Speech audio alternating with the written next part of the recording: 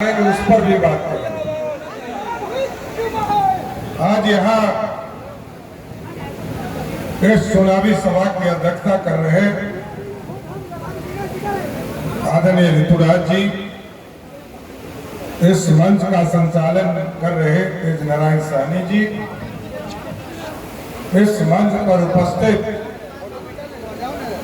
आपके चहेते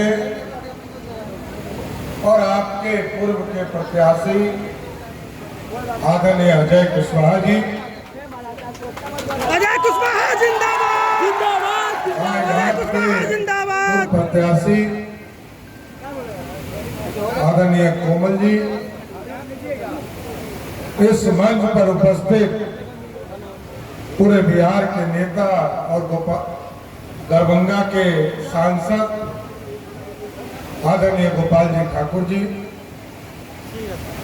हम लोगों के गार्जियन और बिहार सरकार के पूर्व मंत्री आदरणीय वसावन भगत जी, ललिता जी, भारत भूषण जी,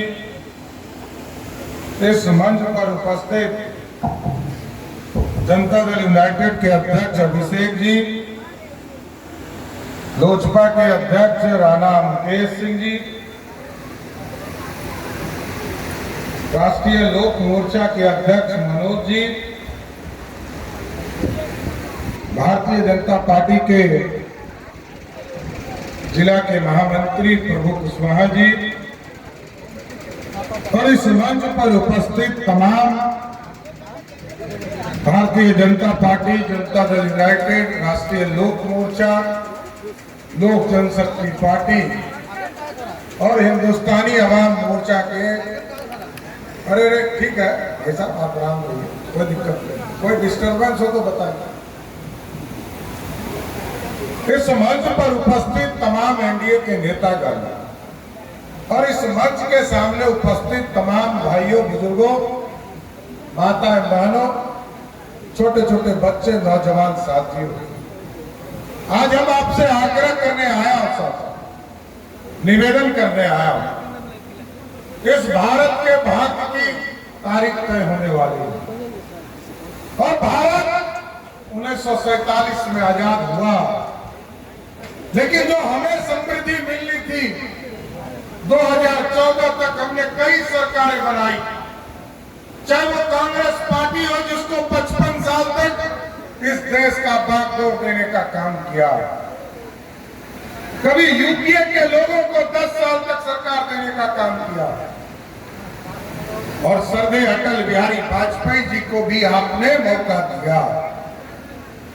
साथियों, ये बढ़ना था, जितना भारत बढ़ना था वो नहीं बढ़ पाया, लेकिन 2014 में जब आपने इस देश में मोदी की सरकार बनाई, साथियों, आज दुनिया में डंका बज रहा है क्योंकि मोदी जी ने काम किया। और मोदी जी ने जब काम किया, साथियों, जो कह रहा था, लोग कह रहे थे, चर्चा कर रहे थे, कभी मोहम्मद गजनी आए थे इस भारत को लूटने, 17 बार भारत को लूटा, कई मंदिरों को लूटा। मुगल आए, 400 वर्षों तक भारत को लूटने का काम किया और कभी अंग्रेज आए, उसने 200 वर्षों तक भारत को लूटा। लेकिन याद कीजिए साथियों, इतिहास गवाह है, पंडित चाणक्य और सम्राट अशोक ने इस भारत की कल्पना की थी और सोने की चिड़िया इस भारत को बनाने का काम किया था। लेकिन कई राजा आए, लूटते गए, हम सबको ग्रहण करते गए, लेकिन 2014 में मोदी की सरकार आई और मोदी जी ने कहा अब सोने की चिड़िया भारत नहीं बनेगा, अब मेकिंग इंडिया के तहत सोने का शेर बनेगा जो दुनिया में दहाड़ने का काम करेगा। ऐसा भारत बना, ये भारत मजबूत भारत बनाना। और जिस अंग्रेज ने 200 वर्षों तक भारत को हुकूमत किया, उसी अंग्रेज को हम हराकर, जहां हम 12वें स्थान पर खड़े थे, उठाकर उसको 5वें स्थान पर लाने का काम किया। गरीब कल्याण की चर्चा होती है। लोग कहते थे इंदिरा आवास, इंदिरा गांधी मरी तो उनके नाम पर आवास शुरू हो गया। हम लोग 2000 से एमएलए हैं, 98-99 में मैं मंत्री हुआ और तब से मैं सरकार की व्यवस्था को देख रहा हूं। कई बार लोगों को इंदिरा आवास हम लोग विधायक के तौर पर देखते थे। एक ब्लॉक में 100 घर हमको मिल जाता था तो हमको लगता था कि हम 100 परिवार को बहुत बड़ा काम कर देंगे। लेकिन मोदी जी 2014 में आए साथी, और 2014 में मोदी जी ने कहा कि एक एक गरीब को पक्का मकान देना। आप सोचिए 1947 से लेकर 2014 तक इस देश में 2.5 करोड़ घर बने पूरे देश में, और मात्र बिहार में 26 लाख लोगों को पक्का मकान मिला। लेकिन मोदी जी आए और मोदी जी ने कहा कि हम पक्का मकान देंगे। आज मैं गर्व से कह सकता हूं कि इस देश में 4 करोड़ 21 लाख लोगों को पक्का मकान दिया, और बिहार जैसे प्रदेश में 55 लाख सिर्फ बिहार में पक्का मकान देने का। और हम आज आश्वस्त करते हैं साथियों, आदरणीय नीतीश कुमार जी बिहार के मुख्यमंत्री हैं। मैं यहाँ बीना जी सांसद होंगी, उनको भी काम देता हूँ। अजय जी हैं, प्रभु जी हैं, भारत भूषण जी हैं। एनडीए के एक लोगों से, एक कार्यकर्ताओं से आग्रह करना चाहता हूँ, एकदम चिन्हित कीजिए, कोई यदि गरीब पक्का मकान के बिना है, हम आश्वस्त करते हैं 2025 में फिर वोट मांगने आऊंगा आपके बीच। वोट मांगने अगले साल फिर आऊंगा। एक एक गरीब जो छूट गए हैं उसको पक्का मकान देकर ही आपसे वोट मांगने एकदम आश्वस्त रहिए। ये बिहार का विकास है, हमारे लोगों का विकास है, हमारी समृद्धि हो। और मैं तो लघु समाज से आता हूं सब, मैं जानता हूं इस पीड़ा को। और हमारे तो प्रभु जिस भगवान राम को हम पूछते, अभी गोपाल जी ठाकुर जी आपको बता रहे, 550 वर्ष से जिस तरह आप टेंट में बैठे हैं, उसी तरह प्रभु श्री राम भी टेंट में बैठे थे, कोई पूछने वाला नहीं था। लोअर कोर्ट लड़े, हाई कोर्ट लड़े, सुप्रीम कोर्ट लड़े, और सब जगह से जीत गए। तो मोदी जी ने अयोध्या में भव्य राम मंदिर स्थापित करने का और आश्वस्त करता हूं, माता जानकी यहाँ बगल में है, जहाँ उनका जन्म स्थान हुआ। उत्तर प्रदेश ने तो अपना काम कर लिया, और उत्तर प्रदेश में प्रभु श्री राम को स्थापित कर दिया। अब हमारी बारी है।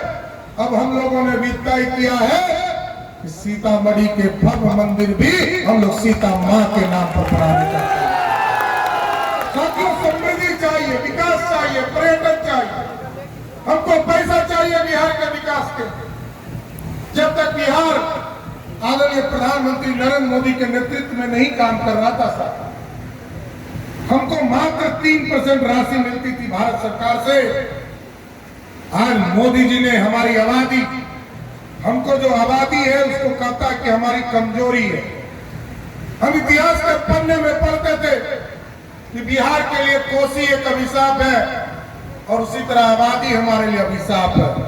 हम पलायन करते थे, लेकिन मोदी जी ने कहा जीएसटी लगाने के बाद बिहार की आबादी का, यदि देश का आबादी 140 करोड़ है और बिहार की आबादी 14 करोड़ है, तो 10% पूरे देश का हिस्सा बिहार को देने का काम करेंगे। और आज आप देखिए 2,78,000 करोड़ का बजट मैंने पेश किया। मैं फाइनेंस मिनिस्टर भी हूं साहब। 2,78,000 करोड़ के बजट में आपको जानकर आश्चर्य होगा कि 2 लाख करोड़ से अधिक नरेंद्र मोदी की सरकार देती है नीतीश कुमार जी को विकास में। और साथियों, एकदम स्पष्ट है, बिहार में मैं खुद मानता हूं कि बीच के कालखंड में कुछ अपराधी घूमते रहे, ये बालू माफिया, शराब माफिया, जमीन माफिया। या तो इसको मुजफ्फरपुर के जेल में बंद करूंगा, नहीं तो उसको बिहार छोड़ने के लिए मजबूर करूंगा साथी। और अभी हमको चर्चा में हमको बताया गया अजय जी की हत्या हुई है। मैंने कल ही एसपी और डीजीपी दोनों को आदेश किया है 48 घंटे में गिरफ्तारी करो, नहीं तो वैसे सारे अफसर को फर्जी उतारने का काम करेगा। कोई बचा नहीं सकता है। कोई अपराधी को बचाने का काम करेगा, उसको छोड़ा नहीं जाएगा। यह आचार संहिता जरूर है, लेकिन मैं स्पष्ट तौर पर कहता हूं, मैं बिहार का उप मुख्यमंत्री हूं और अगर ये नीतीश कुमार जी के शासन में सुशासन चलता है, कोई अपराधी को बचाने का काम कोई पुलिस वाला मत कीजिए, नहीं तो 6 तारीख के बाद आपके शरीर पर वर्दी नहीं रहेगा। इसके एकदम स्पष्ट रहिए, कौन अपराधी है ये भूल जाओ, कोई अपराधी है ये भूल जाओ। कौन अपराध किया उसको उठाकर जेल के अंदर बंद करो, कोई दूसरा काम नहीं हो सकता। एकदम स्पष्ट रहिए। लेकिन साथियों, मैं आग्रह करने आया, ये बिहार का विकास का चर्चा है और नौजवानों को गुमराह करने का भी प्रयास किया जाता है। लोगों को कहा जाता है आरक्षण खत्म हो जाएगा। अरे ये तो भगवान जब्बा सहनी जी का धरती है साथी, कोई इस देश से आरक्षण नहीं खत्म हो सकता है। और जब्बा सहनी को इस भारत का निर्माण किया, लड़कर इस देश को स्वतंत्रता दिलाई, एकदम स्पष्ट है। और पूछिएगा साथियों, लालू जी बड़ी बड़ी बात करते हैं, मैं जानता हूँ, मैं चिंता नहीं, एकदम उनसे एक पूछिएगा, ललटनिया लोग आएगा ना, उसे एक बात पूछिएगा। 15 साल लालू प्रसाद जी बिहार के मुख्यमंत्री रहे, वो भी रहे, उनकी पत्नी भी रहे, एक व्यक्ति को आरक्षण मिला क्या? महिलाएं बैठी है, एक को आरक्षण मिला क्या? दलित को आरक्षण मिला क्या? अति पिछड़े को आरक्षण मिला क्या? किसी को आरक्षण नहीं दिया। आरक्षण किसको दिया? कहीं मेरी पत्नी है, इसको मुख्यमंत्री बना दो। पहला आरक्षण लालू यादव ने रावण। फिर कहा मेरा बेटा क्रिकेट नहीं खेल पाया, पानी धोते रह गया क्रिकेट में, अब इसको मुख्यमंत्री बना दो। अब बताइए,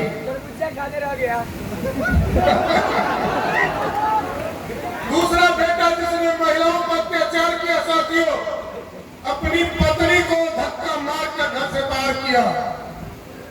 और दूसरे तरफ एनडीए के लोगों ने, हमारी बहनें यहाँ बैठी है हजारों की संख्या में, आज यदि 50% का आरक्षण किसी ने दिया, एनडीए की सरकार नीतीश कुमार और सुशील मोदी की सरकार ने 20% आरक्षण दिया।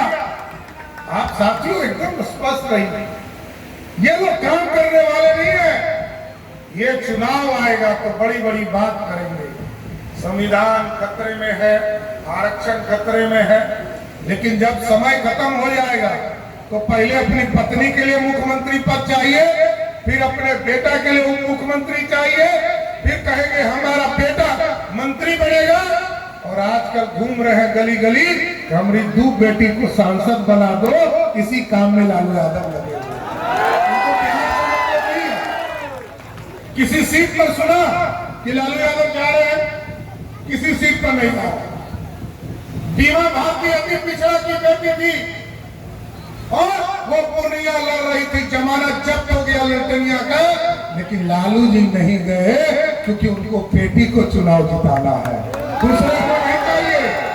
दूसरा जीते कि नहीं जीते, लेकिन अपनी बेटी चुनाव जीते। इसलिए साथियों मैं आग्रह करूंगा, आज सोचिए सत्ता के बाहर 2 बड़े पद होते हैं।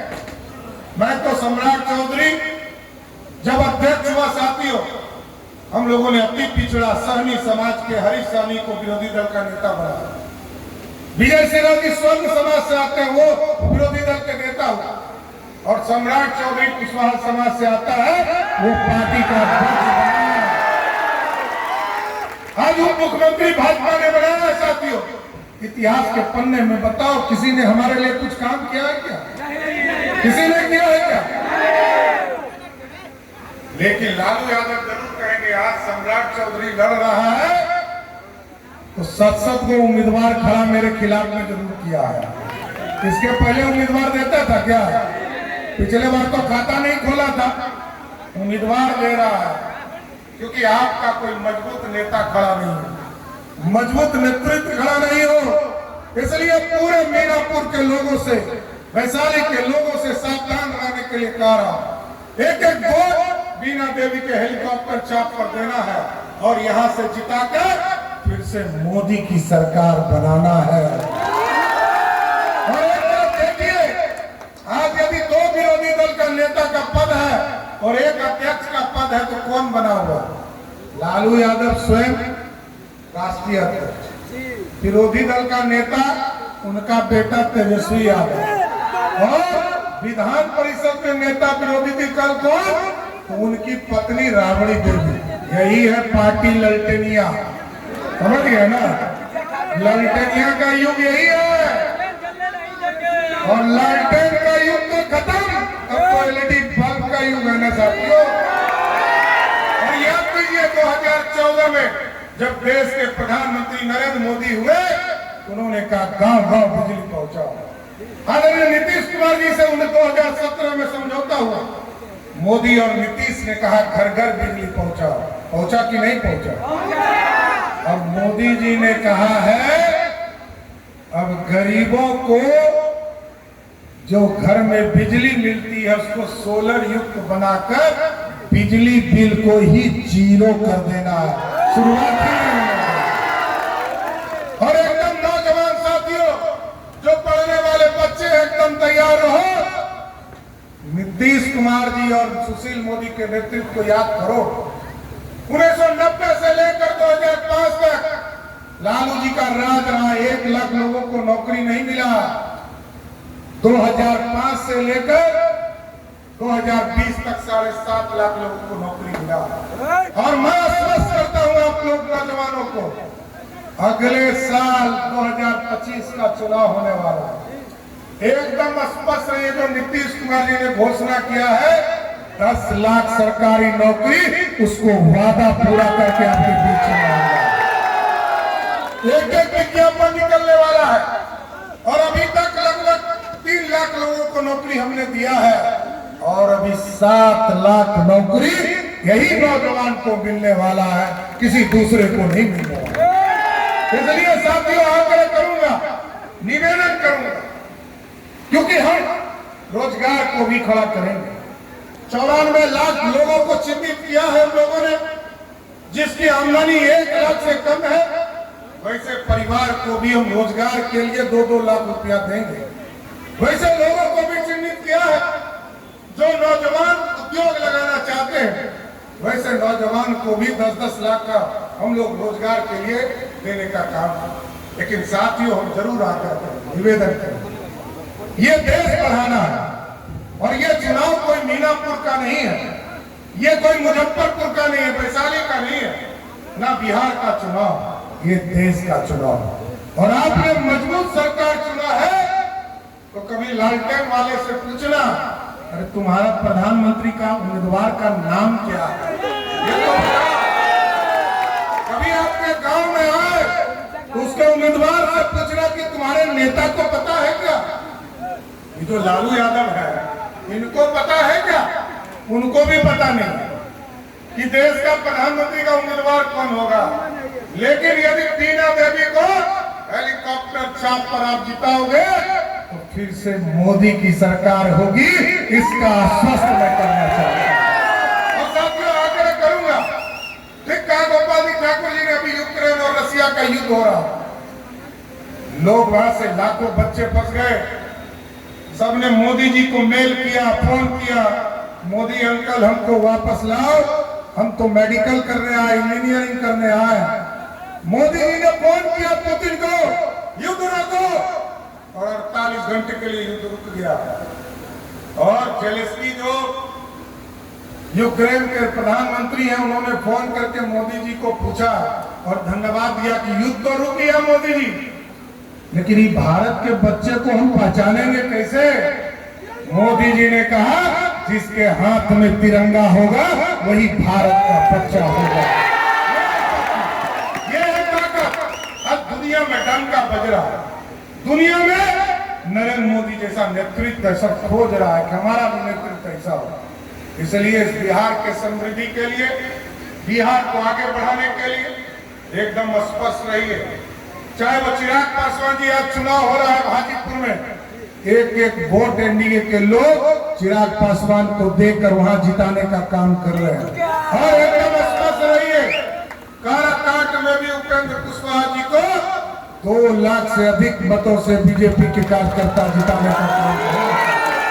कोई चिंता नहीं करना, लोग लड़ने वाले लड़ते रहे, उससे कोई फर्क नहीं पड़ता।